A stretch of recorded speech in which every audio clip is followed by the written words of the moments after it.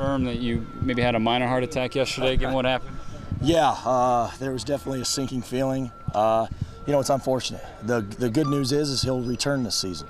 His knee's all right. He'll miss about 4 weeks probably. So, at least when we make that stretch down at the end, we'll have him back. So that's the good news. Now, is it also, there's never a good time for a guy like DJ to go down, but the fact that it's still in camp, you give opportunity for Jabral and some other guys to step up in there and get some reps? Yeah, Jabral's had a real good camp, which is good. If this were last spring, I'd be worried, right? But Jabral's done real well this fall. He's had his best camp so far, and a young kid, Songy, has come a long ways, and he's got some explosiveness and strength, so I'm excited about him. Can you speak to the development of Joel at the position? Obviously, he was a guy that a lot of people focus on coming into camp, trying to fill Fetty and Ruben's spot. How's he done? He's been solid.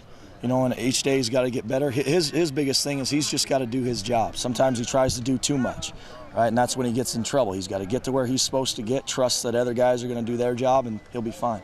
Go ahead.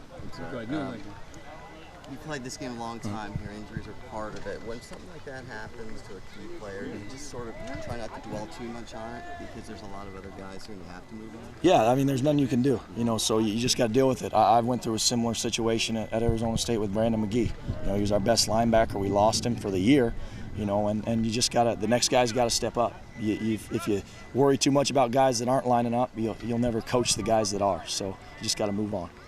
How does this kind of change your approach as a coaching staff in terms of maybe trying to prevent this? Coach Mike was talking about maybe trying to mix and match because you guys have so many veterans coming back and just not having to beat them up, so to speak.